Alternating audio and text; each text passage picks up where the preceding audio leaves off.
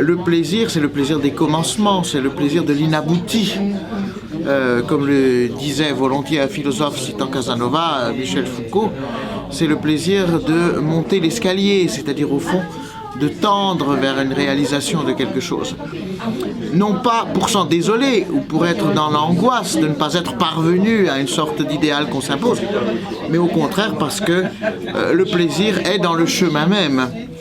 On pourrait citer André Gide, je ne cherche pas tant l'auberge que ma propre faim est faïem, c'est-à-dire je ne cherche pas tant l'objet d'un désir que le désir lui-même. Alors il y a aussi chez Casanova toute une dimension d'amour qui compléterait cet aspect de désir.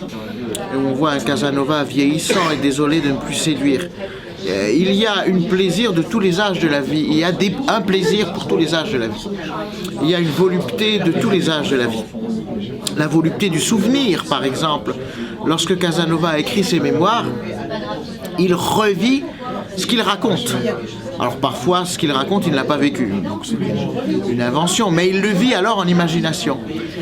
Ce qui veut dire que la vieillesse est certainement un naufrage, mais non pas le fait d'avancer en âge, ce qui sont deux choses différentes. Car il y a une jeunesse pour tous les âges de la vie. Comme le disait du reste un religieux qui s'appelait Lacordaire, alors ça semble éloigné de Casanova, mais la phrase dit exactement ce qu'a expérimenté Casanova, ce qu'on expérimente peut-être beaucoup d'entre nous. J'ai vécu plusieurs jeunesses successives. Donc ce ne sont pas les mêmes, c'est pas la même jeunesse à 20 ans, à 30 ans, à 60 ans, 70 ans. Mais on peut vivre des jeunesses successives. Il n'en reste pas moins que les dernières années de Casanova ont été un peu crépusculaires malgré tout.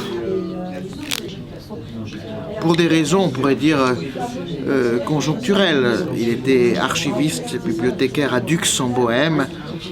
Et c'est vrai que la précarité de sa situation le contraignait à une vie moins épanouissante sans doute que celle qu'il avait connue dans ses jeunes années.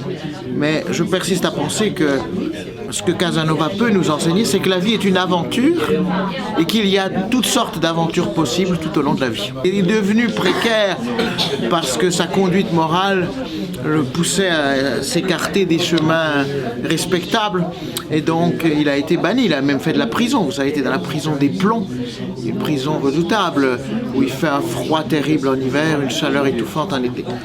Alors, d'une certaine façon, son existence a été précaire, je dirais entre guillemets, mais elle a été surtout aventureuse.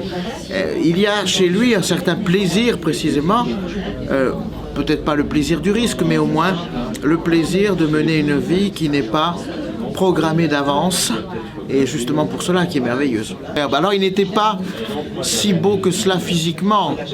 On a pu écrire de lui qu'il aurait été beau s'il n'avait été laid. Mais il avait énormément de charme et surtout d'intelligence.